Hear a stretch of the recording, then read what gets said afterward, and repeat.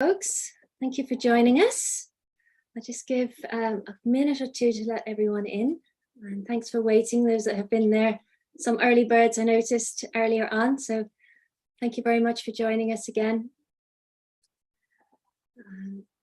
So while you're entering our meeting room, I'd like to welcome you all. My name is Georgia MacMillan. Tonight I'm representing Dark Sky Ireland, but normally I'm the Mayo Dark Sky Park Development Officer and a researcher, and I'm here with my colleague Clare Masterson, who's currently on contract to support us at Dark Sky Ireland, which is great.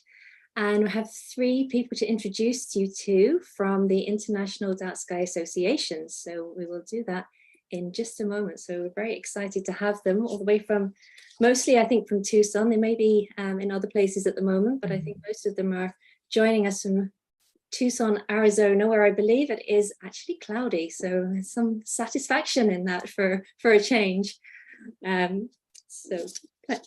We have quite a few people coming in. There's a few more in the waiting room. Let's just have a look, see if we can let them all in. That's great. So just a couple of notes of housekeeping. This is being recorded at the moment. So we have spotlighted our speaker pictures, but if anyone would prefer to switch their camera off as we're recording, then that's entirely up to you folks. We'd welcome your smiley faces, of course. So what I will ask you to do, if you don't mind, is just to keep your microphone switched off for the duration until we get to the questions and answers section towards the end of the session. So we have three speakers ahead. Just also to say that this is the second of our Dark Sky events this week, and it's part of Heritage Week, the National Heritage Week. And the reason we are having these events is because Dark Sky Ireland has been funded by the Heritage Council under the Heritage Capacity Fund, for which we are very excited. So we have lots of plans to tell you about as a result of that.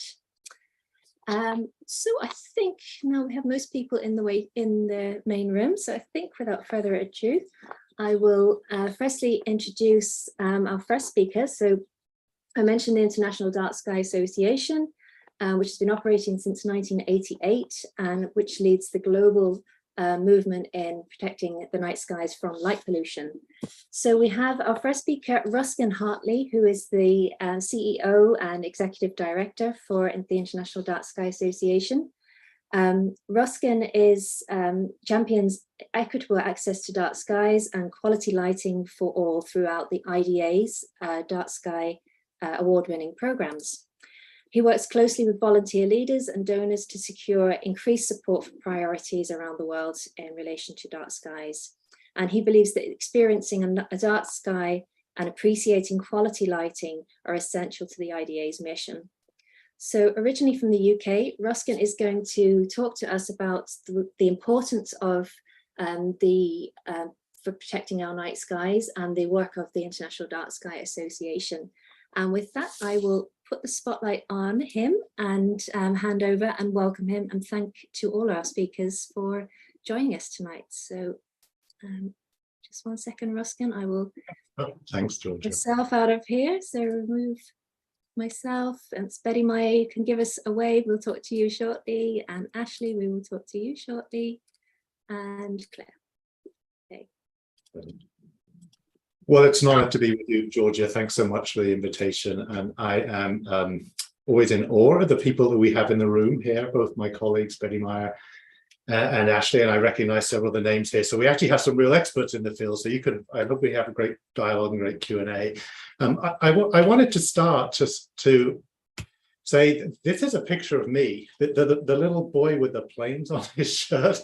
That's me when I was 4 or 5 years old, where I actually spent the first 5 years of my life living in Southern Ireland. And I have a very soft spot in my heart to this day. I can still, the smell of peat smoke is something that takes me back, what now, 45 years to those early days. And here we are with my family and friends out in the Burren. I believe these are some of the cottages out in Corofin. Just such a wonderful, wonderful country and such a warm, welcoming set of people there. So thanks for having me. I'm really looking forward to this. But for most of the last 20 years, I actually lived in the San Francisco Bay Area, working on conservation issues. I worked on forest conservation, water conservation, various suite of issues. And I mention that because despite being a conservation practitioner for 20 years, I had never thought about light pollution as a real issue that I should be concerned about. It wasn't really until I saw a job posting from the International Dark Sky Association 4 years ago that I started to think about it, and have really started to learn much more about it over the last 3.5 years through the incredible generosity of people in this movement. So today I wanted to touch on kind of what is light pollution? Why should you care about it given everything else that's going on in the world? And probably most importantly, how can you help solve it? So first, what is light pollution? Well, just to start by saying we have been drawn to light since the dawn of humanity. And really what's happened over the last thousands of years is it's really an economic question. Here's a great graph I found from a German publication that showed in 1750 BC, you had to work about 400 hours to produce 1 hour worth of light you'll need. If you fast forward that to 2012, this is dated, it'd take you about 1 second of work to generate the same amount of light. And with what's happened over the last decade, that dot in the middle would be even smaller. So essentially, we have as society has accelerated, light has just got so cheap that it's become ubiquitous at night. And now, as we all know, light pollution really, truly is a global issue. This is Fabio Falci's great work from 2016, the New World Atlas, that really put a spotlight on this issue, that 83% of people today live under a light polluted sky, and 99% of people in Europe and North America. Many of those in places that are so bright they will never have even seen the Milky Way. And those of you who are astronomers and maybe live in dark sky sites actually know that the Milky Way actually is quite bright, and yet the vast majority of people around the world do not have that type of access anymore. And critically, it's also continuing to increase really rapidly around the world. This is a study from one of our board members, Alejandro Sanchez, that showed over the last 25 years, it's increased globally at least 49%. In some regions, perhaps as much as 400%. Now, some of this is certainly rated very directly to economic development and countries electrifying maybe for the first time. But essentially, we're using light less and less efficiently. We're spewing it out into the atmosphere with tremendous impacts on ourselves and the wildlife, and as we'll discuss, energy use and things. I want to show a brief snapshot of sky glow and light pollution here I'd say here in Ireland. You're in Ireland, I'm here in Tucson. I wish I was with you in Ireland. And you can see on the left that that's really a map of sky glow with the whitest spots and being the brightest skies in Dublin and Cork down there, as you grade out to the bluer parts on the edges and the western reaches of the island. Really, those are the places where you can experience a dark sky. The middle one is really, that's called a Radiance Map. That is literally just looking at what the satellite sees from high up above. And again, it really is showing the footprint of development across the island. And you can see some of the trends here on the right. Recent trends in Ireland looks like light pollution's increasing about 2.5% per year.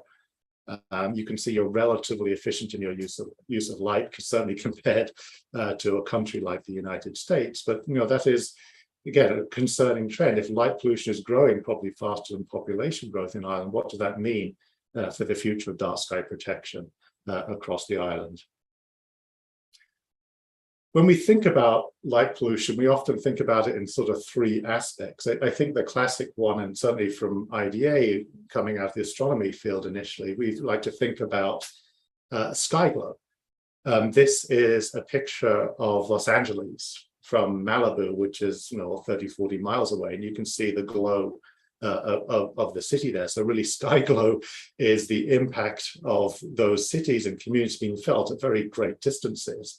Here in the Western United States, you can see the sky glow emanating from Las Vegas, one of the brightest spots on the map, from 200 kilometers away in the heart of Death Valley National Park or in the Grand Canyon. And I'm sure the sky glow from Dublin and Cork and other places are emanating many miles into the countryside. But light pollution is also experienced differently. Light pollution is also experienced around spill light trespass. Here's a street in London I, for one, wouldn't want to be trying to sleep in those upstairs bedroom windows with the light from those street lights just blasting into those windows. Very hard to keep that out. And for many of us, maybe the first way we experience light pollution is just glare. You know, as you're driving down the road and you're maybe down a dark road and the vehicle comes around and you're momentarily blinded by those bright headlights, or in this instance, by this bright street light down in Dunedin, down in the South Island of New Zealand. Really, it's constricting our pupil. That glare is making it harder to see. But why should you care about this with everything else that's going on in the world? And really the message here is light pollution really affects quality of life. It impacts people, plants, pollinators, protected areas, culture and heritage, energy use and climate change. Many countries are really working hard on the United Nations Sustainable Development Goals as a sort of way that we want to leave a better planet and a better society for current and future generations. And light pollution really impacts many of these sustainability goals that many people in the world are focused on. In terms of life on land, light pollution on the left, you can see affects insects. The insect decline, insect apocalypse, as some have called it, is a real thing. Projections, we're going to lose vast numbers of insects by the end of in the next 10 years. Well, there are many causes for that: pesticide use, land use conversion, the list goes on, but one of those is light pollution. And one of the common themes we'll keep coming back to, unlike those other issues like removing pesticides from the environment or stopping habitat conversion, those are really complex issues. Solving light pollution is really quite simple and can immediately remove that stress. The panel in the middle shows that light pollution also affects plants. This is a soybean field in the middle part of the state, and you can see those green areas where they should be turning brown are next to those poles, next to those streetlights. So those plants, their life cycle has been affected by those high levels of light pollution. And on the right, those are the light beams coming up from the Twin Towers Memorial, and they have to turn them off every 15 minutes, every hour to prevent hundreds, thousands, if not millions of birds circling endlessly in those floods. Many of them in the end up exhausted, falling to their death. Light pollution also affects life below the water.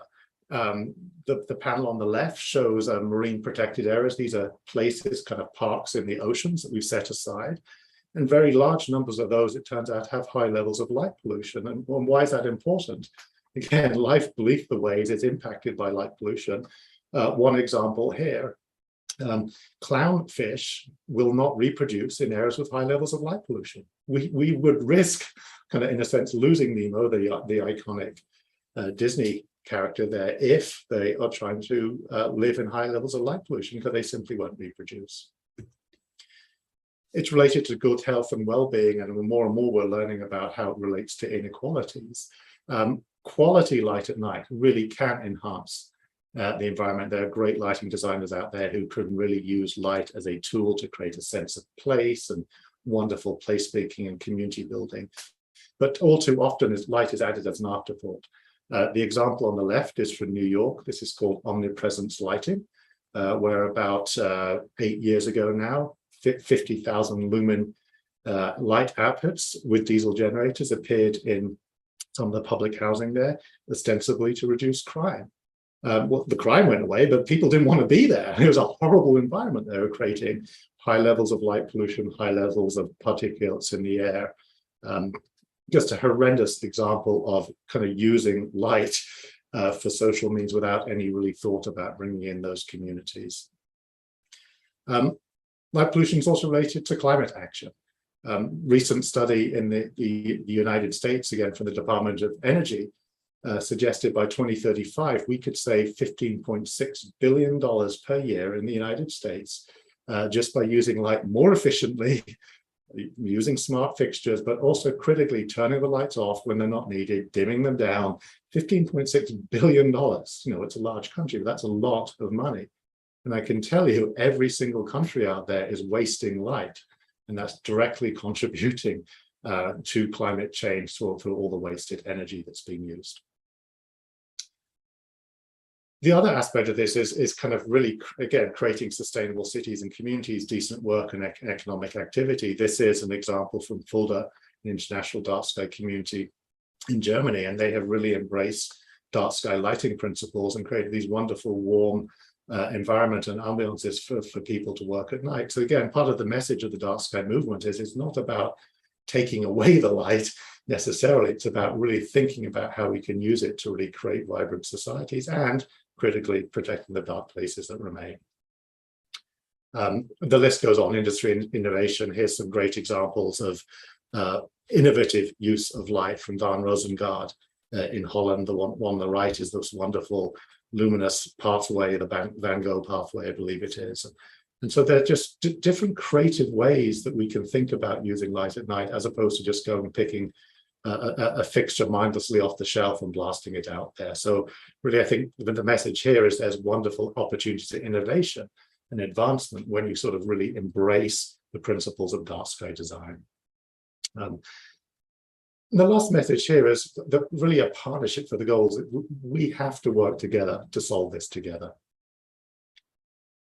So a little bit about what is the solution at a high level. And part of the message is starting to recognize light pollution is real pollution. Light pollution, excessive levels of light where in a naturally dark environment is having an impact on the environment, on human health. So recognizing it for what it is part of the start. But also recognizing it, unlike many other sources of pollution, it can be solved, it's an adage here, but at the speed of light, by turning off the light or dimming it down. You don't have to wait for that forest to be restored or figure out how we're going to remove the plastics from the ocean. We know how to do this, and we can see immediate results. And critically, it does not mean turning off all the lights. I think that's a really important message. When some people first come into this, they mean, well, you're going to take my lights away? No, I want some of them. No, and that's not the case here. It's really about thinking about how to use light responsibly. The challenge for the movement, I think, is how can we maximize the benefits of outdoor light at night while simultaneously limiting costs, both in terms of environment and financial. And that came from Kevin Gaston, who's one of IDA's board members out of the University of Exeter. And I think it's a really great challenge for all of us to think about both of those sides. A number of years ago, IDA, probably 2-3 years ago now, IDA joined with a body of engineers, the Illuminating Engineering Society, that represents lighting professionals around the world, and developed a set of principles to guide responsible outdoor lighting. Again, demonstrating that the dark sky advocates and the lighting community can come together and say, look, we have some common cause here. Critically, you should start with natural darkness. Then decide, do you need the light there? Add it when it's needed to serve a bona fide human need. You need to be thinking about, is the light useful? What purpose is it serving? Is it helping me navigate from my car to my home when I come home? What's the reason that we're putting it out there? Is it targeted? Essentially, that means you're pointing it down on the ground, or you're pointing it up in the sky? Or are you pointing it at the entrance, the exit that you need to use, or are you pointing it off into the depths of the yard where it's hitting your neighbor's fence? Thinking really about the use of intensity. This is somewhat counterintuitive. It turns out, I think we all intuitively know this, our eyes are incredibly adaptable. If we allow them to settle into lower light levels, we can actually see remarkably well. As we crank up the intensity, it can feel like we're having a great advantage and see more, but often, that's not the case. A little bit of light can go a long way, and adding more is not necessarily enhances safety, not necessarily enhances visibility. In fact, quite the reverse in many situations. Is it controlled? This is one of the exciting frontier, the advantage of the new lighting technologies that we have. In the old days, you could have had to turn them on and they would power up, and you couldn't really control them very well, either in terms of where you're putting them or the time or the light levels. But now with solid state lighting and LED lighting technology, you can control them. You can have them dim down to 1% when there's no one around, or turn off and then turn back immediately. So we have ability to put light where we need it, and also critically when we need it, not assume we have to blast it at the same levels all the time. And we like to think about color. We like to think about, is it warm like firelight? Is it warm that we're embracing it? Or is it the bright white glary light? Now, the bright white lights, there is certainly a place for it. If you need high color rendering, if you're performing tasks that require visual acuity, that's the place to add a little bit more of the brighter, whiter lights. But generally, when you're talking about outdoor light at night, leaning into those warmer, richer colors has less of an impact on the environment while still enabling us to meet our needs. The core message we like to deliver is everyone deserves quality lighting and access to darkness. One of the first things I learned when I came to the International Dark Sky Association is if someone points out the difference between good and bad lighting, there's no going back. Once you've seen bad lighting, you will see it everywhere. But most people aren't exposed to that. And then I wanted to touch just briefly on how IDA's programs support you as dark sky champions around the world, and Ashley and Betty Meyer will get into much more detail around this.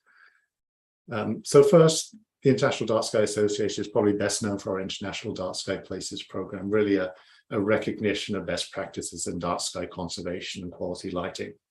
We now have more than 200 certified places around the world. Excitingly, there's 200 in process, and we now cover 22 countries.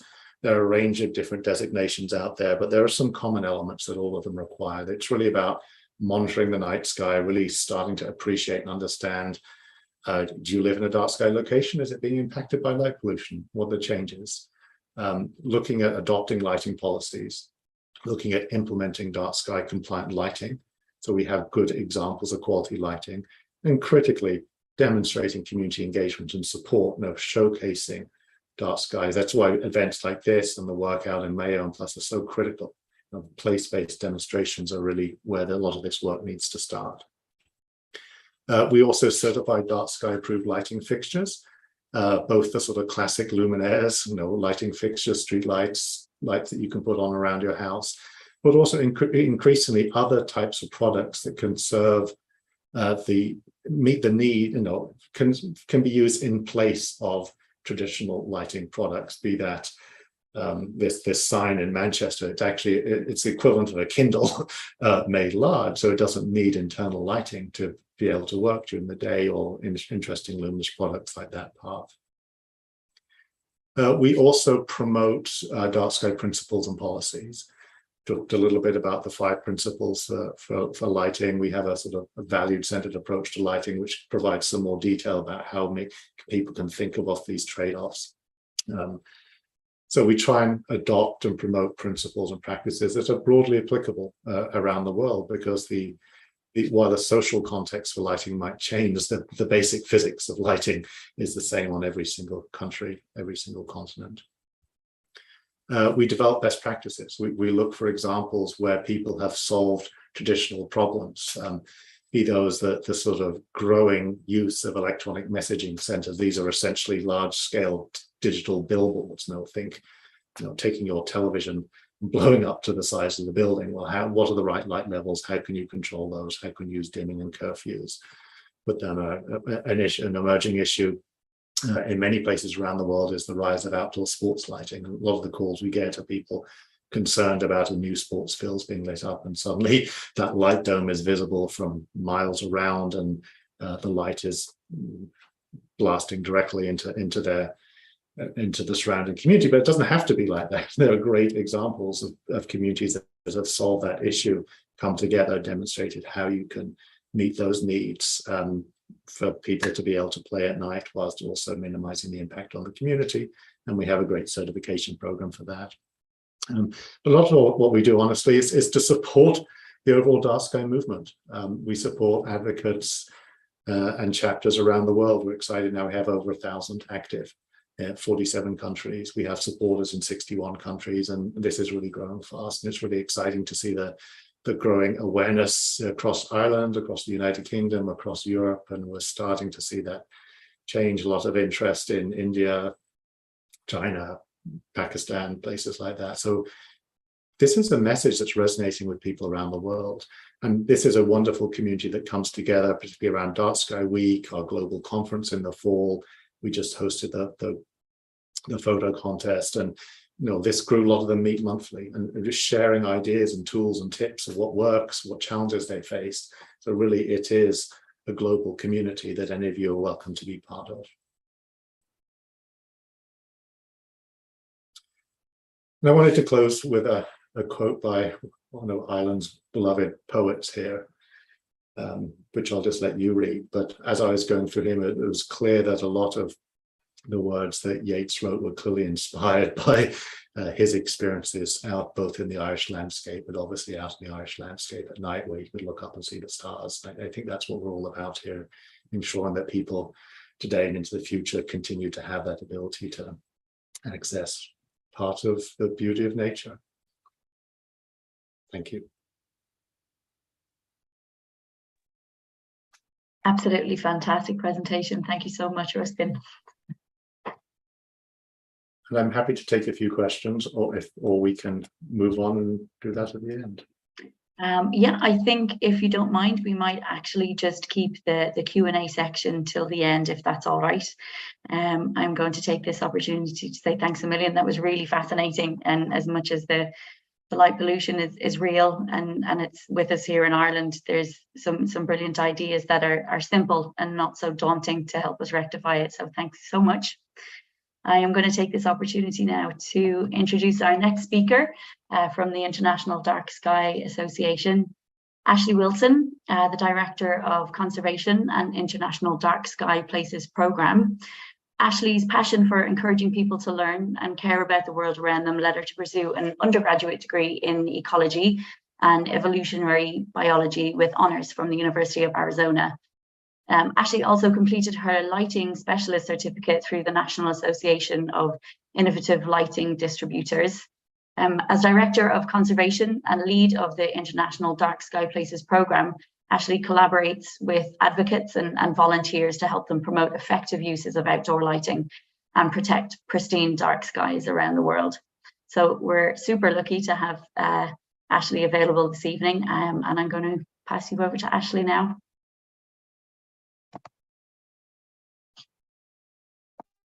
All right, well, thank you, Claire, so much for that introduction. And I am really excited to speak to you all today about the program that I lead, the International Dark Sky Places program.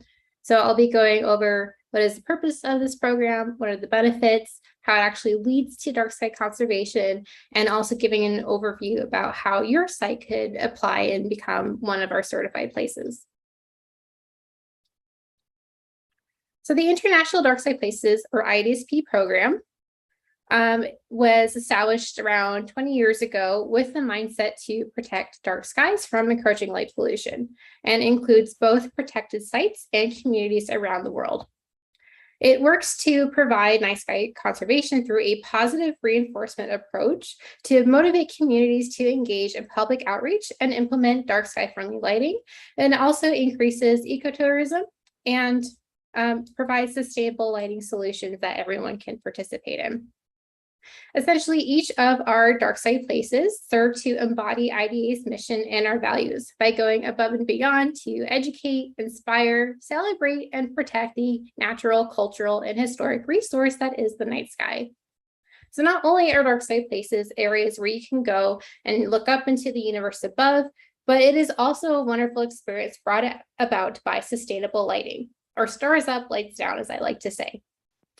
I also want to point out that the certification serves more as an award for recognition of efforts that do go above and beyond in protections. IDA does not carry any regulatory authority, so this is all brought about by sites that care enough to provide protections on their own. IDA also does not select the participants who receive the certifications. Rather, we review nominations that are brought to us, and we assess their ability to provide positive change through their actions. So it is a rigorous program, but there are several benefits of following through and receiving the certification. The most important benefit that I can think of is ensuring that we have healthier communities and ecosystems.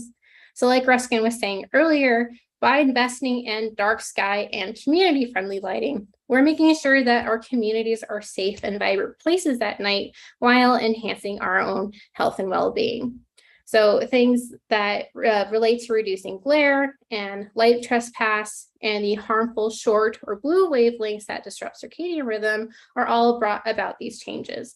They make our communities safer for both pedestrians and vehicles, and it ensures that we are able to see at night and feel safe in these environments.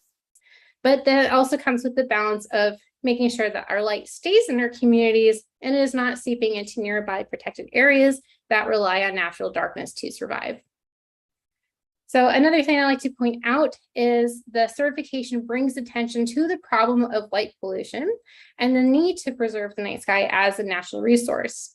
Then as such, through the certification process, these principles help support management agencies in achieving their long-term conservation targets, as well as connecting people to nature. Some other benefits include serving as an economic driver through sustainable tourism. So that can come about by seeing an increase in visitation rates. It can also help support local communities as visitors invest in overnight accommodations because they have to stay up late at night to see astronomical phenomena. And it's also sustainable because we're not introducing people into sensitive areas. We're focusing on a natural resource that you already have and giving people that connection to the night sky that they might not have elsewhere. There's additional financial benefits owed to reduce energy usage, especially if communities and places are indeed switching from traditional legacy sources to new LEDs that have higher efficacy, meaning that you have a higher light output for a lower energy input. Note that LEDs on their own are not environmentally friendly. So we have to pair LEDs with the 5 lighting principles that Ruska mentioned earlier. It's a balanced, holistic design, making sure that we're using light only when and where needed, no more, no less. Also, we are able to provide the opportunity to have places be world-leading communities. We only have 200 places certified in the entire world, and that is only a fraction of the total amount of potential dark skies, as well as communities and places that could participate in the dark sky movement. And in our certified places that we are seeing this increased visitation, we're seeing increased media outlets, encouraging people to go to these sites and have these experiences on their own. And then it's also encouraging their neighbors from other communities and other managed areas to look to these places as examples when wanting to make their own dark sky protections. All of these actions also help maintain top-tier sky quality. So again, when we're using light on the ground or an intended task, we're not emitting light into the sky. So that way we can maintain our view of the stars above and hence preserving our culture and heritage, just as our ancestors have for millennia. All of this is to say, being a dark sky place is a win-win situation. And all of these benefits carry across to all the different certification types that we offer. As of right now, we offer 5 different certification types through this program. And the certifications vary along the dark to light gradient, not only talking about the experience of night sky quality, but the other experiences the visitor can anticipate in terms of outreach and quality night sky friendly fixtures. We can break these down into 2 major categories, and the first being conservation based. So these types of places have the ability to recognize that the Milky Way is visible to the unaided eye, and that resource of the night sky nocturnal environment is something that's worth protecting. So the 2 most common ones here are going to be parks and sanctuaries. International dark sky parks are seen as either publicly or privately owned places that provide regular nighttime access so people can come and view the Milky Way for themselves. But parks are also able to invest in ongoing outreach activities like star parties or interpretation events to further increase engagement and activities of their visitors. And they also have lighting leadership example projects. So here people can see and feel quality dark sky fixtures for themselves, and hopefully they are encouraged to use that own example in their own communities. International dark sky sanctuaries are more remote and have the most pristine dark skies. Because they are so remote, they may be more difficult to access, and as such, they might not have the resources to invest in things like outreach and lighting projects. But the caveat here is they are more secluded from imposing threats like light domes on the horizon. On the opposite side of the dark to light gradient, we have what we call built-in environment certifications. And so these are areas where people live, work, and play. And while we might not have dark, pristine skies, we can still encourage the use of sustainable lighting. And so this can be an international dark sky community, and communities must have some type of legal organization that is formally recognized by outside sources. And especially here, a community must be able to adopt and enforce some type of lighting policy, planning document, lighting code, a resolution, basically a legal document that states exactly what are the best outdoor lighting practices, and being able to encourage and push those principles forward throughout the rest of the community. Another certification we offer is the Urban Night Sky Place, and this can actually be a foothold for communities to engage with the night sky movement. And here, this could be something like a municipal park or a garden or an open social place where people can come. And the idea is you can have a quality night sky experience while also ensuring that you feel safe in a public space at night with the presence of responsible lighting. Then the final type of certification we offer is more of a hybrid, and these are our international dark sky reserves. Reserves are more nestled into the conservation group because they are centered around a dark core. And this core serves as the region's darkest skies and are functionally act like a park or a sanctuary. And then they are surrounded by a periphery or buffer zone. So think of that like a bubble that covers all sides of the core, and everything within that buffer zone, including other municipalities and communities and management agencies, are all working together to achieve the same goal of preserving the dark sky quality within that core.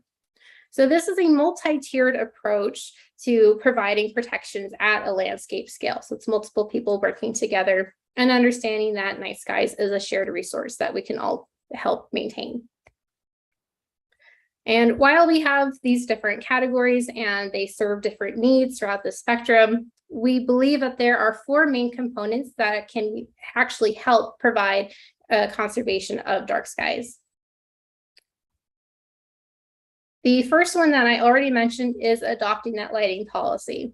And so again, we want to lay out what are the best practices for outdoor lighting that we agree upon, and we're going to use those standards moving forward with all of our lighting actions.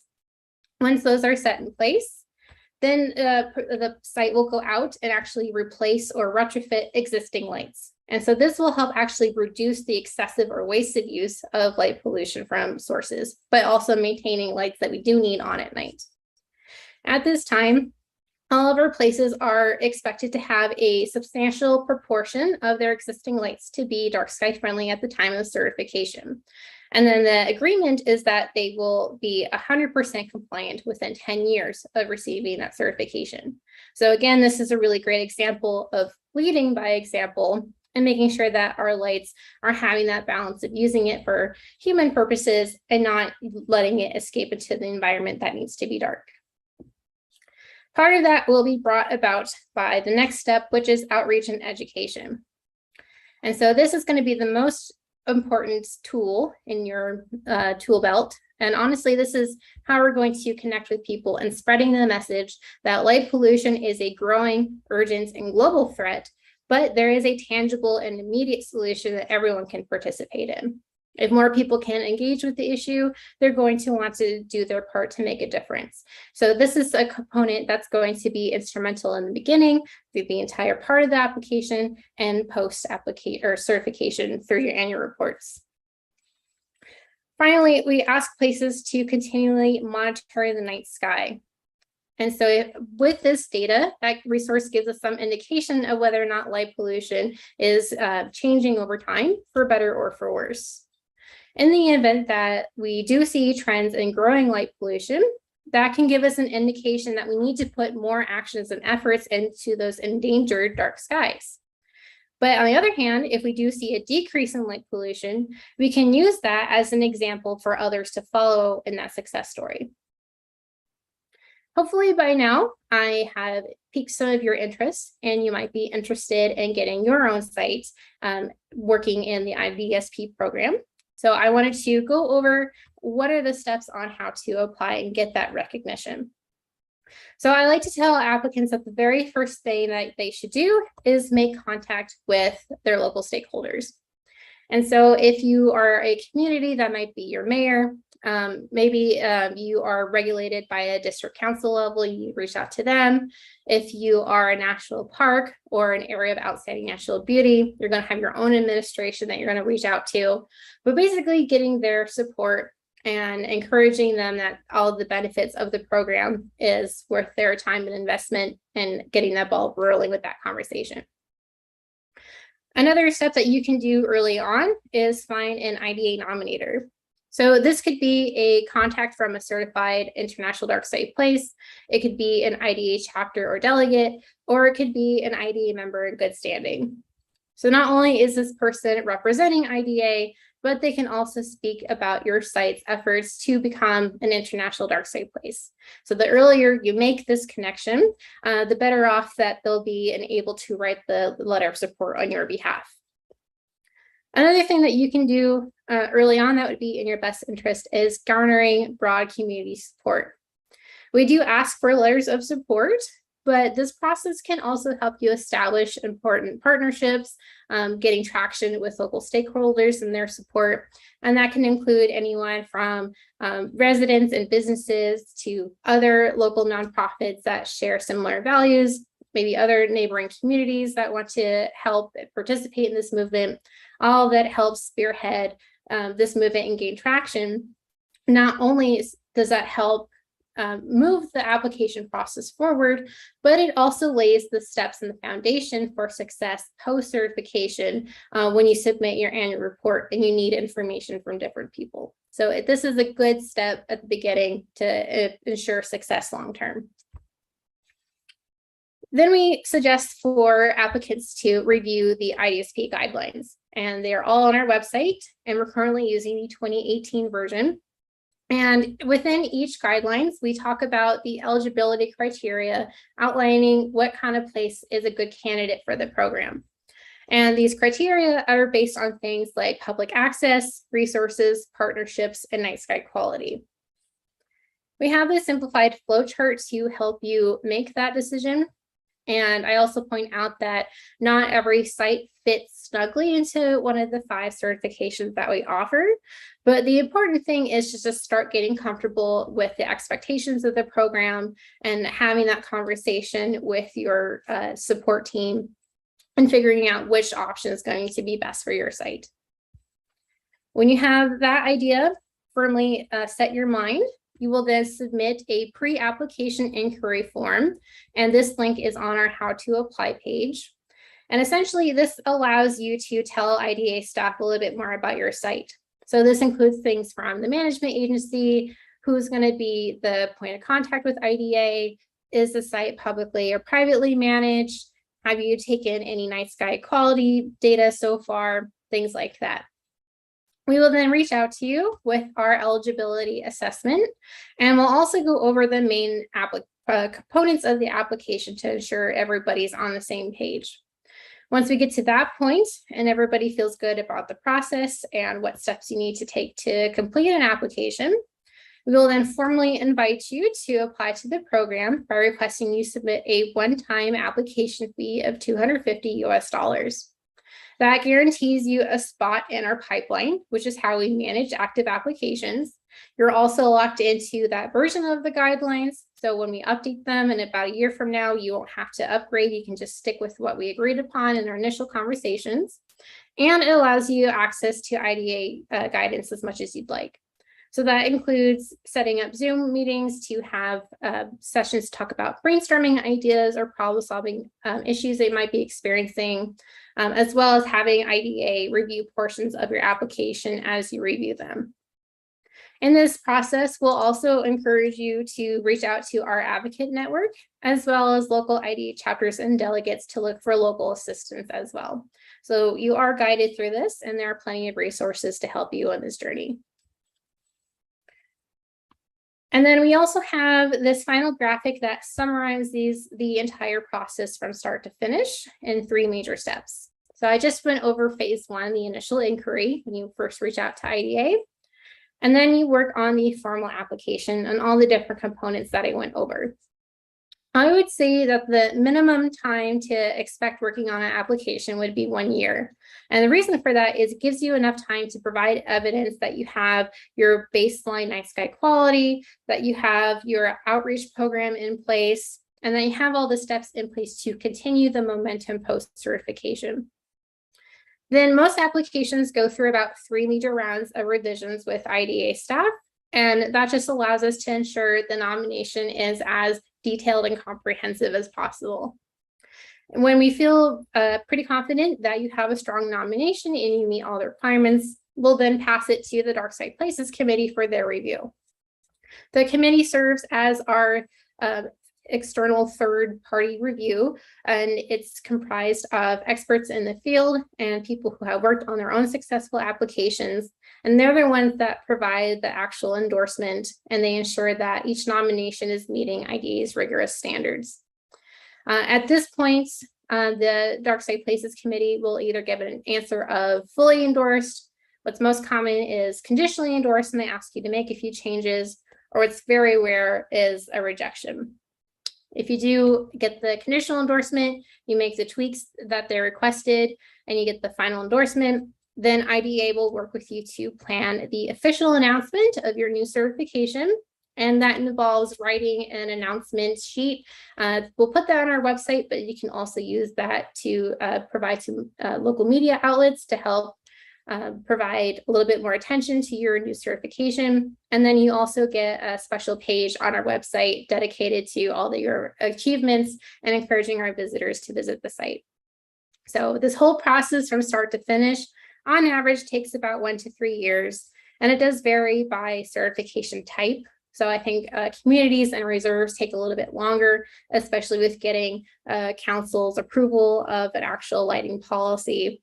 But it just depends. It can go either way. It's a lot of work, but these actions do result in conservation of night skies, and we all have that shared connection with that resource. So it all works out in their favor in the end.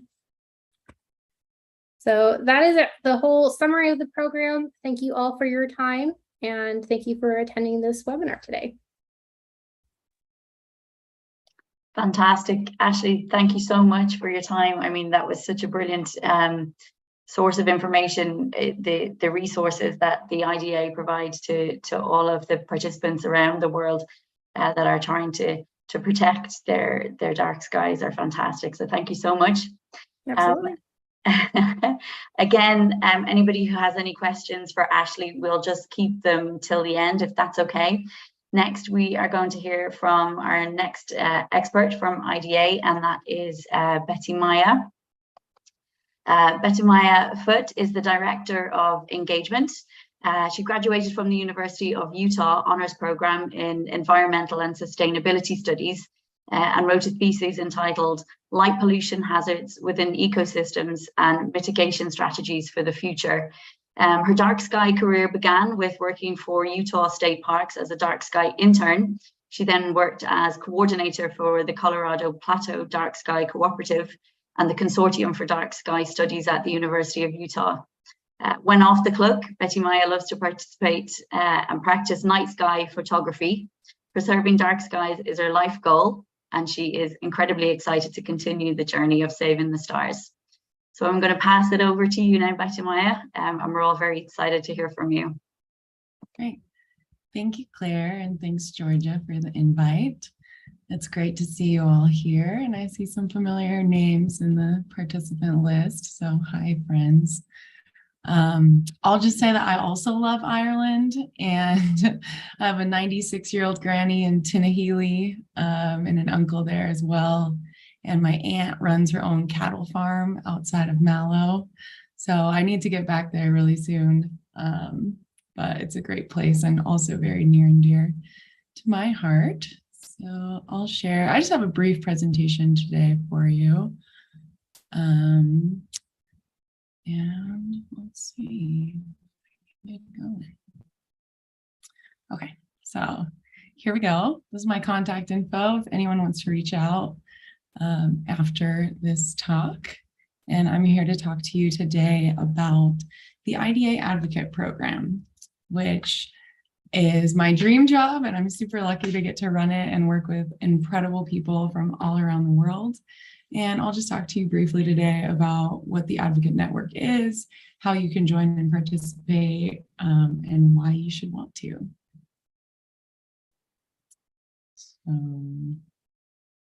But I just want to start with a huge thank you to everyone for being here, for the organizers, but mainly for everyone here in the audience.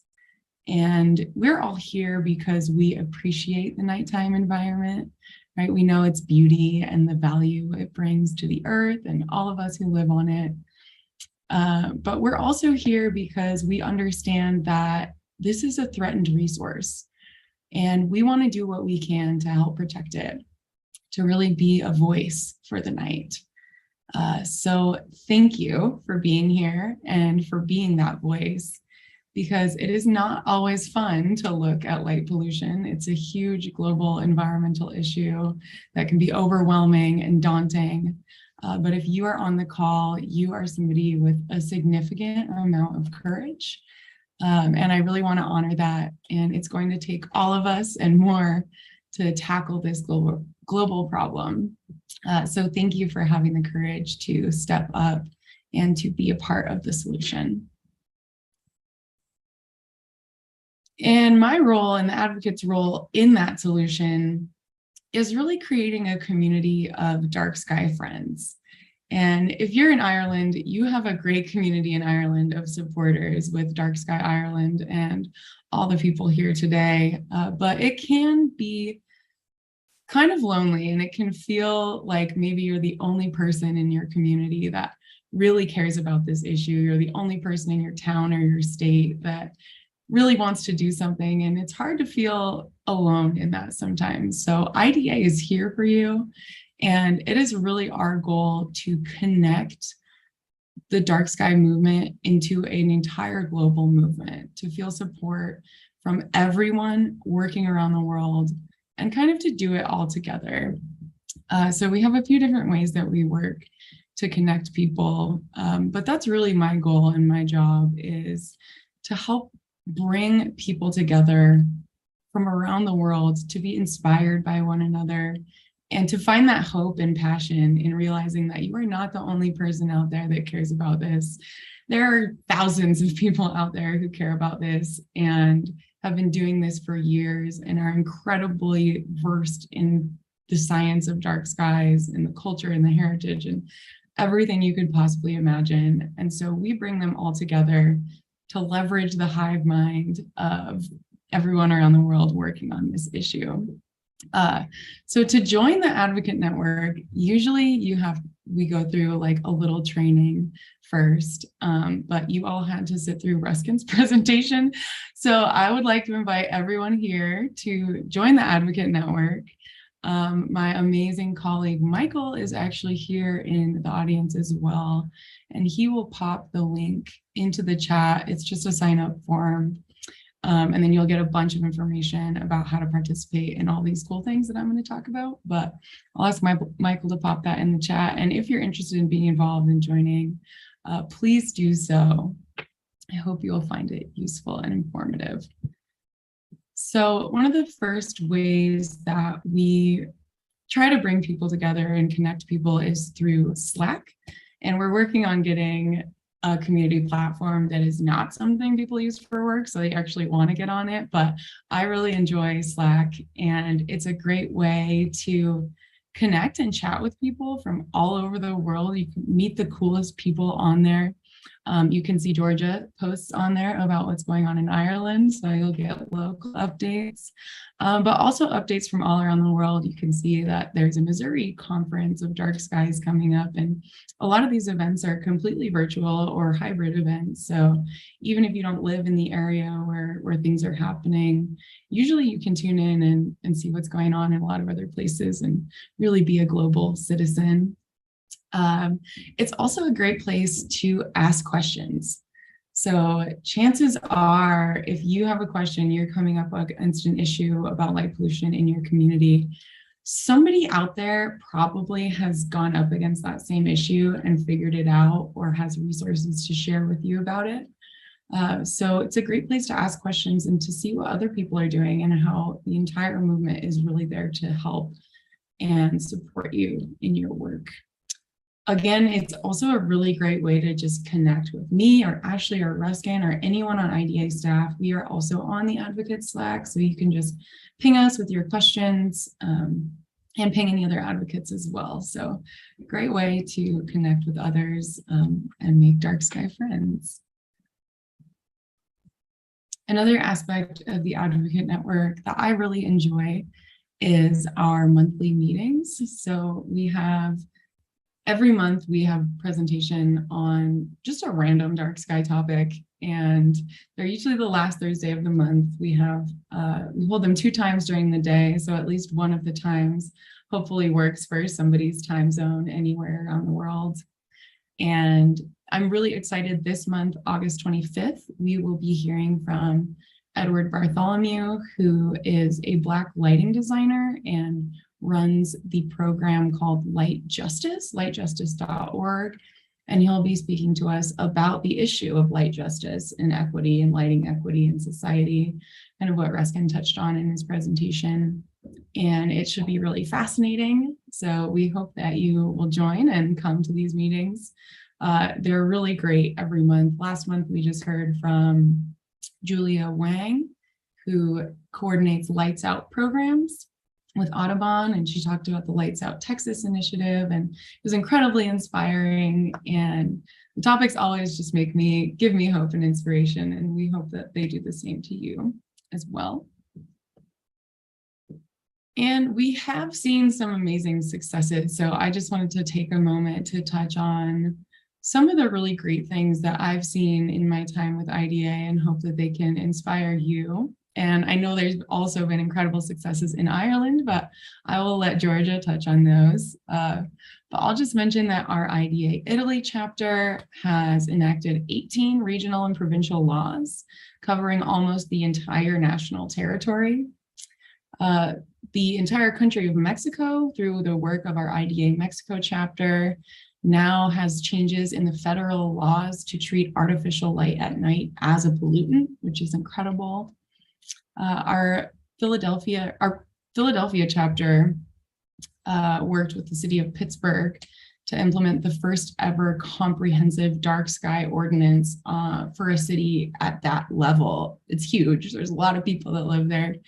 And they are planning to convert 35,000 streetlights to dark sky friendly lights, which is incredible. We've had advocates in Australia work with their state governments to adopt a dark sky and astrotourism position statement.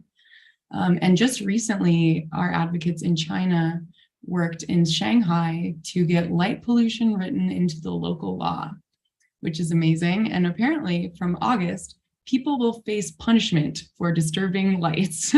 So I hope that's a good thing. Not really sure what punishment entails, but it sounds interesting. So we will keep you updated on how that one goes.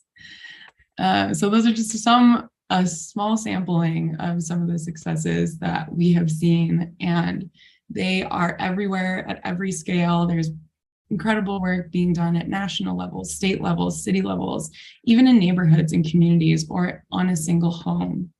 That's why I'm really inspired by light pollution, is the solutions are entirely scalable. You can work on your own house, and you can actually work at a global level as well, and everywhere in between. So I find it really inspiring and approachable in that way. And Ruskin touched on this, but I'll just go over a few other ways that you can get involved with IDA. We have an annual conference every year, and save the date. This next one is coming up November 11th and 12th. It's a 24-hour extravaganza of dark sky amazingness. And Georgia was one of our moderators last year. She's usually one of our moderators every year because she's so great at it. But we hope you'll join us for this. It's really inspiring and another great way to network with a ton of people who are all passionate about protecting the dark. And IDA Ireland, Dark Sky Ireland always has a huge, awesome lineup for Dark Sky Week. So I probably don't even need to tell you about this, but keep in mind, every April we have a huge promotion of dark skies during International Dark Sky Week. And a bunch of events are posted on our website, so you can tune into events from all around the world. We have actions that we promote, scavenger hunts. We usually do a dark sky playlist. It's just a really fun week to kind of get involved and use Dark Sky Week as a way to promote dark sky preservation and awareness. And we just wrapped up our Capture the Dark photography contest. We do these every year in the summer, and so be looking for our winners post sometime. I think we're posting it August 30th. Always really inspiring to see beautiful photos of the night sky. There's also a mobile category because it's so easy to take photos of the stars now, even just with a cell phone. We also ask for impact of light pollution, so it's really good to see like visually what light pollution does because it's such a visual concept. And then there's also good, like photos of good lighting because it can be done well. And I think as Ruskin and Ashley mentioned, it's not about turning off all the lights. It's about having a different relationship with light and doing it better. And a super, super easy way to get involved and stay up to date with IDA is to follow us on social media. We have all of the things: Facebook, Insta, YouTube, Twitter, LinkedIn. So give us a like, give us a follow, share our posts. Super easy way to stay up to date and see beautiful photos. So I think that is all I have for you today, keeping it short and sweet. But this is my email address again, if anyone wants to reach out. Please join. Please sign up for that link on Monday. It's the form, it's through Monday. Sorry if that's confusing. It's a platform. Just sign up with the link that Michael put in the chat and come hang out with us virtually every month for advocates meetings, chat with us on Slack, share your stories, ask questions, and get inspired by the global dark sky movement. Thank you.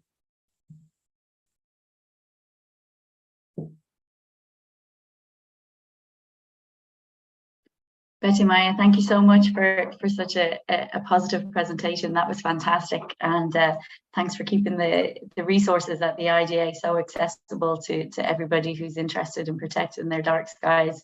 That was amazing. Again, we'll probably have quite a few questions for you and we'll keep them till the end. Next up, I'm going to introduce Georgia MacMillan, who is hosting the webinar this evening. I'm sure everybody, or almost everybody who has logged in is familiar with Georgia from Dark Sky Ireland, and she's going to take the presentation home for you this evening. Thanks, Claire. Thanks, everyone. I will not be keeping you very long at all. Firstly, just to say thank you to our amazing speakers. So it's always a pleasure to work with the folks at the IDA, and you can see the amount of work that they're doing, and truly it is awesome to use that phrase. But I just wanted to bring in Ireland, Dark Sky Ireland's context for you. I only have a couple of slides, the plainest of all slides that you've seen this evening. But the reason being, our chairman, Professor Brian Espy, is on a well-earned few days away, and he's away from any online devices. So he's asked me just to say a few words. Dark Sky Ireland, as you know, is working on a strategic plan. So what we wanted to just advise you of is where we are, I suppose, in terms of our journey. We have a lot of work to do, but for those that are not familiar with Dark Sky Ireland, we're still an informal group. We are moving through a strategic consultation process at the moment. But just to give you a little bit of background as to where we came from, as we're transitioning to a non-governmental organization. So we started in the early 2000s as the Irish Light Pollution Awareness Campaign, which was founded by two people, Colin O'Brien and Albert White, who Albert is still with Dark Sky Ireland as we transitioned into now. So Albert is our secretary and has done a lot of work over a number of years. So just through the timeline, you can see it there yourselves. The International Dark Sky Programme was established in 2001.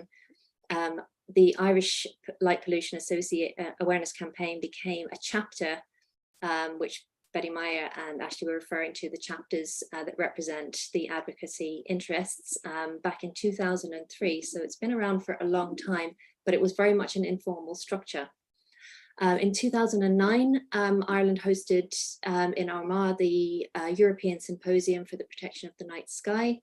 And then in 2014, Kerry International Dark Sky Reserve with gold tier was established. That was followed in 2016 by Mayo International Dark Sky Park, so 2 separate designations, as you know from Ashley. And in 2018, we were reformed as a national cross-border partnership across a number of groups. So what happened there was a number of different parties from all over the island joined together with the work that Albert had established and became more of a network. And that's what we've been working on since. And in 2019, we hosted the 14th European Symposium for the Protection of the Night Sky with, I think, from memory, about 12 different countries attending with their research, with very up-to-date research on light pollution. So it was a pivotal moment for us in terms of the development of Dark Sky Ireland and where we sit internationally.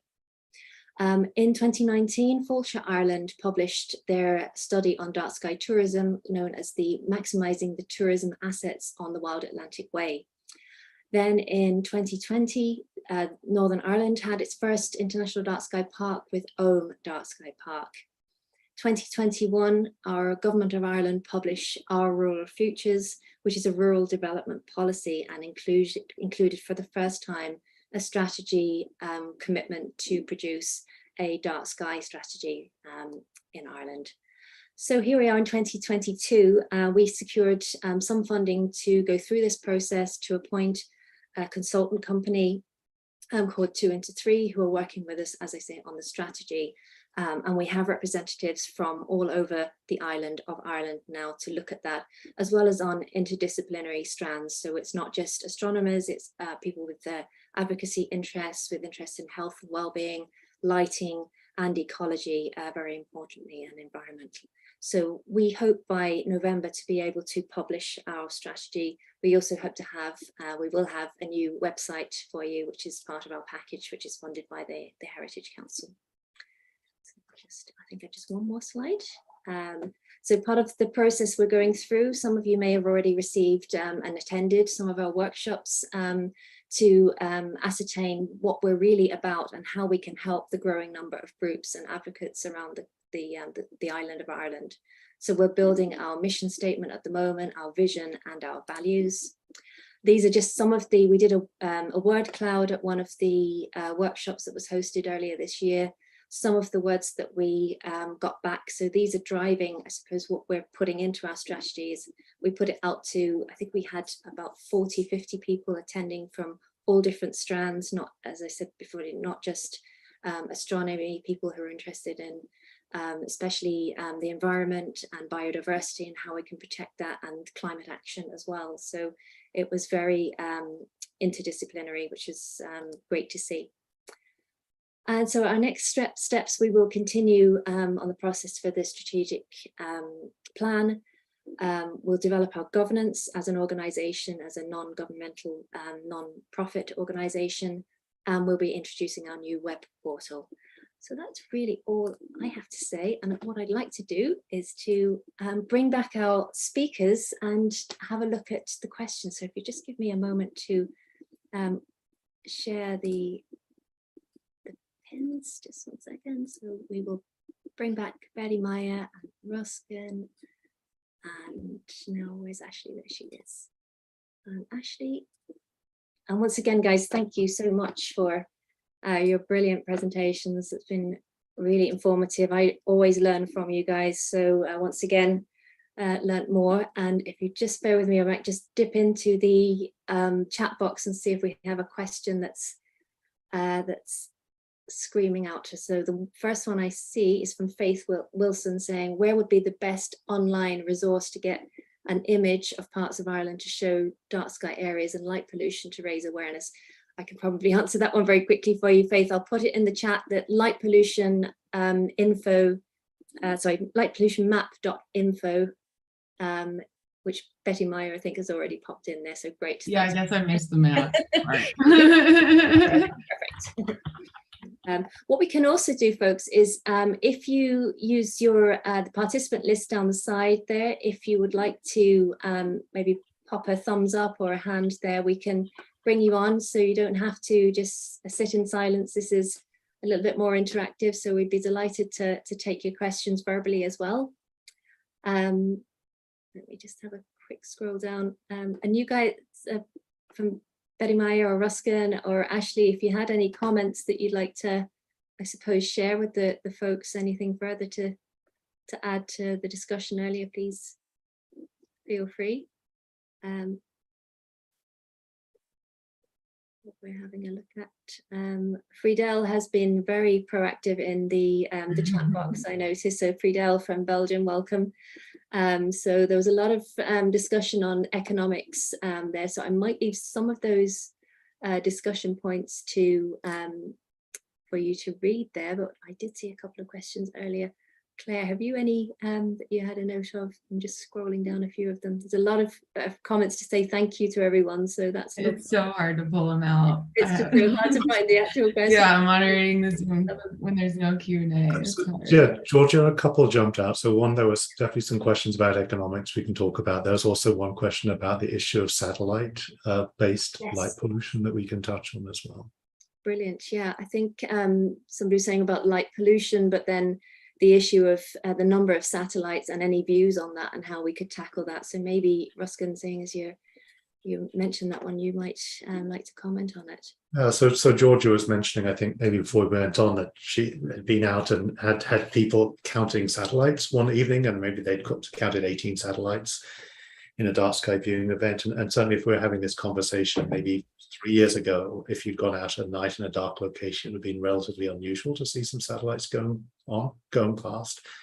And over the last couple of years, that has really fundamentally changed. And now, in fact, there are plans to launch as many as 50 to 100,000 satellites into low Earth orbit by the end of the decade, with thousands and thousands already deployed. Now, the first ones that were deployed were really from SpaceX, and they were put in to extend broadband connectivity to all parts of the world was the vision. And clearly, if the pandemic has taught it anything, it's the real critical role that having connectivity plays in a modern society. But what we have also learned is that all of those satellites are having an impact on the night sky environment, and actually the impact goes much further than just the visual impact. But just to look at the visual impact, there are really two aspects of that. One is that they are visible to the unaided eye, particularly in a dark sky location. And the second is that the cumulative impact of just the light kind of reflecting off all those has some indication will increase the brightness of the natural night sky by 10% in a dark sky location. And the challenge is none of this is all extraterritorial. So none of this is going through a thorough environmental review or assessment or any meaningful level of consultation. So we are very concerned about what this means for the future of the night sky.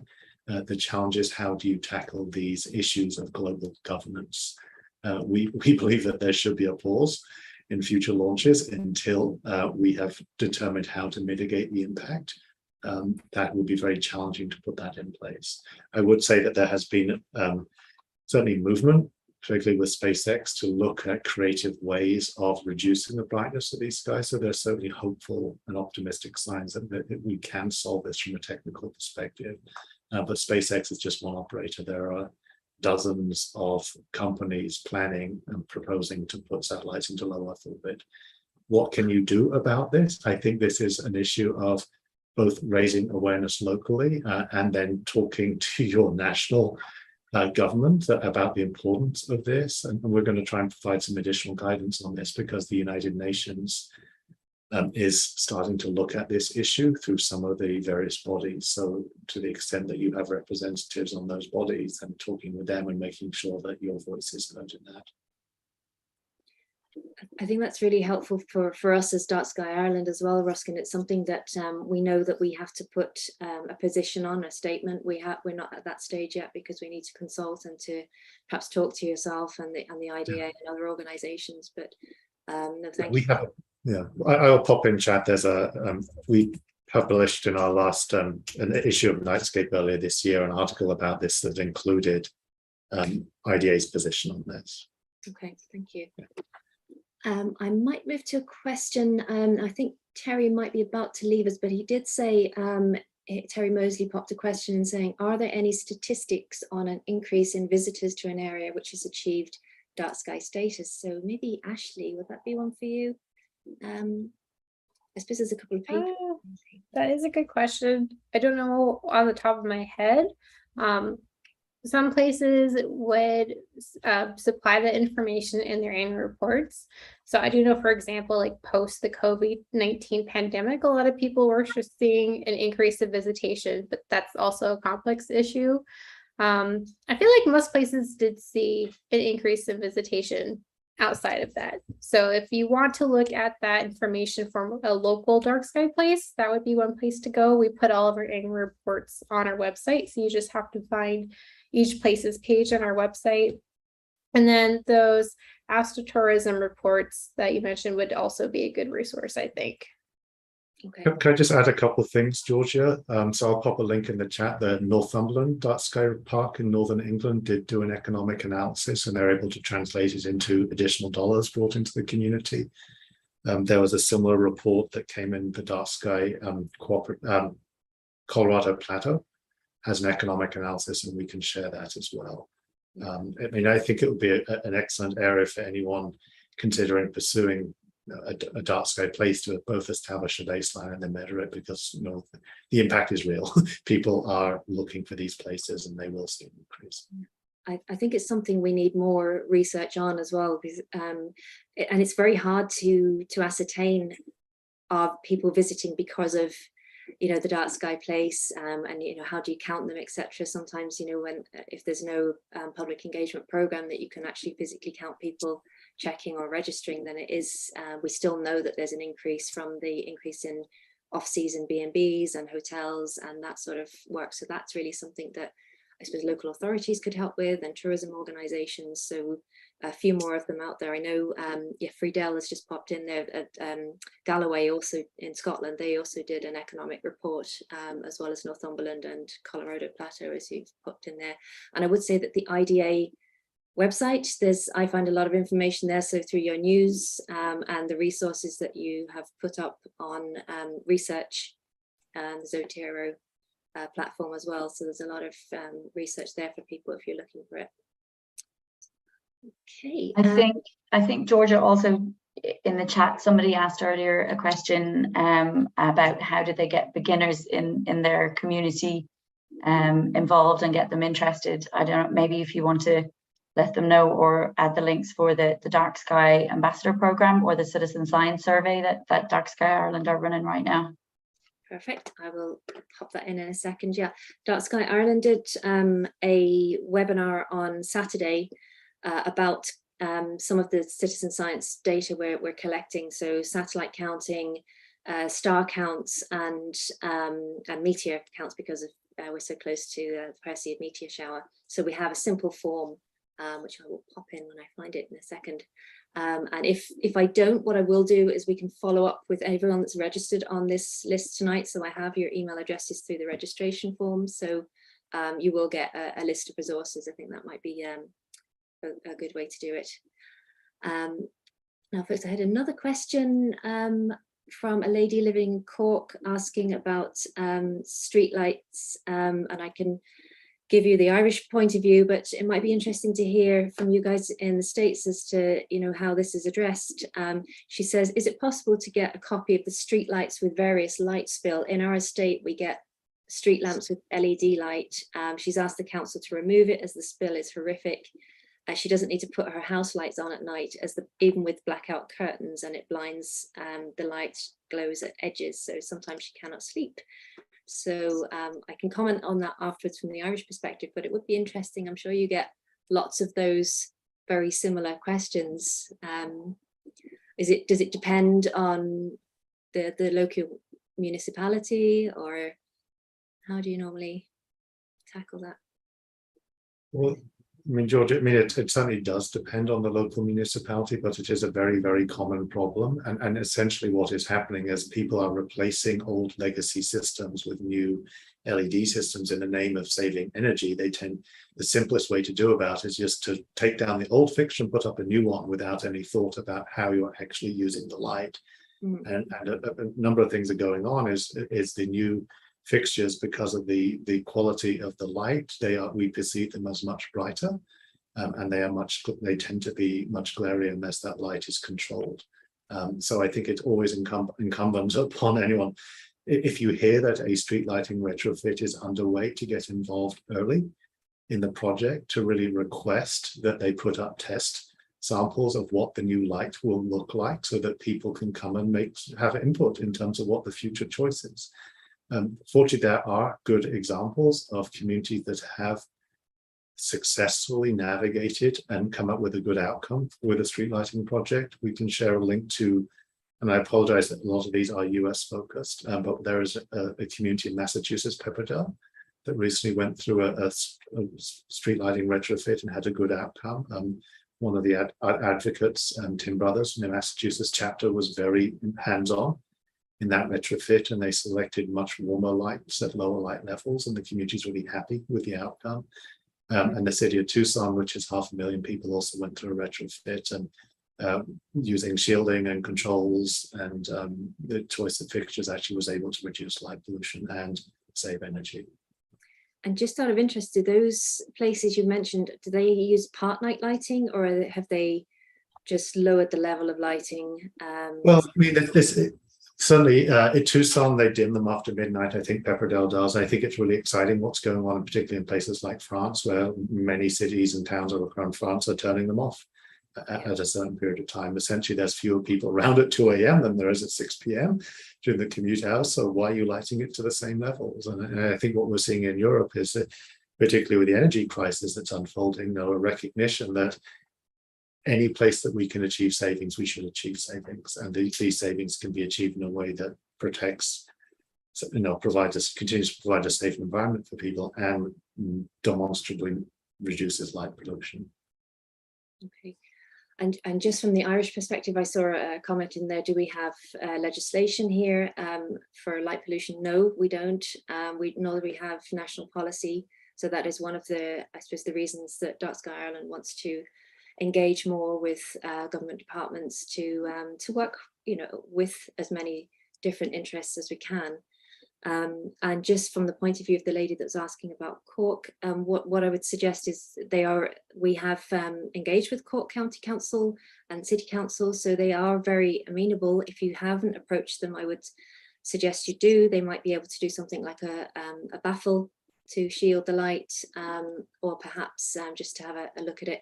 One of the things we are finding is that lights are just not tested. So that's not Cork to single out, that's most local authorities. They're not testing before they go in. So rarely do you see a sample light to see how it's going to look. It's just put in according to standards. So it does become an issue, especially when, as you say, Ruskin, people are now facing brighter, what appears to be brighter lights through their LED retrofits. So there was another question about resources on lighting and crime. That seems to be a common argument as to why houses, especially in rural areas, need lighting. I'm not sure who put that in, but so it's another tricky one to tackle, lighting and crime. I don't know if you guys have any views on that or resources on information. Betty Meyer, or any comment from your advocacy track? Yeah, it's featured in our State of the Science. I wish I had it pulled up so I could just read you the nice. Just put a link in the chat. Yeah, so that's probably the best place to go, because it's really easy to find one study that agrees with your point of view, but it's really easy to find another study that disagrees with your point of view. And I think basically what does it say? It's like, there's no conclusive evidence that lighting either like deters or increases crime. But there is the sense that lighting makes people feel safer. So if you do need to light, and if it does make you feel safer, just do it following the 5 principles and use a motion sensor, because if someone sees a light being flipped on, they don't know if it's a motion sensor or if it's someone standing there with a gun in the doorway. So that's what we generally tell people. I don't know, do you guys want to add on that?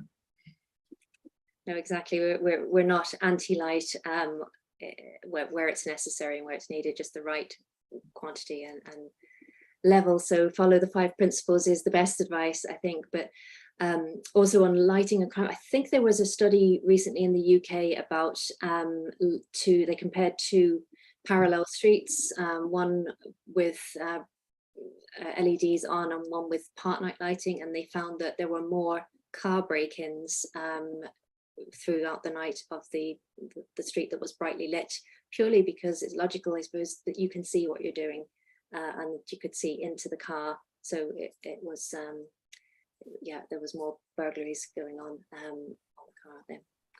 So well, folks, I think we've probably got all of the, unless if I've missed any, I apologize. And what we will do afterwards is have a little look through the chat list, which is quite long now, and make a note of any that we may have missed. And then we have all your email addresses through the Zoom registration, so we could do a little FAQ and a couple of comments. So would that be okay with you guys, Ruskin, Ashley? Yeah, we're happy to support these efforts. We're excited to be part of it, and it's really encouraging to see the level of engagement and energy and excitement for protecting the night sky over our heads. So thanks for bringing us together, Georgia. No, thank you too. Thanks for taking the time. And to everyone who's joined us, we had a very good turnout tonight, so we really appreciate it, and your comments and your questions. As I say, we will go through them. Just to let you know, on Wednesday evening, we are approaching midway point through Heritage Week. So on Wednesday evening, we also have, hosted by Mayo Dark Sky Park, we have Travis Longcore doing a talk, The Ecological Consequences of Light Pollution. So a very interesting speaker, and he has really led the field in terms of the impact of light pollution on ecology. So if you haven't already registered, I would encourage you to do that. There's already, I think, 150 people have registered, so just shows how interesting that subject is, and we hope to learn more ourselves as we go along. So I think I will leave it there, and once again I thank you so much to all our speakers, and thank you to Claire for stepping in and being a great host, and we will be in touch, folks. So we look forward to seeing you. Thank you. Best of luck with your journey on Dark Skies for anyone that's starting off. Thank you. Thanks a million, Georgia. Bye. Have a great evening. Bye, folks. Bye.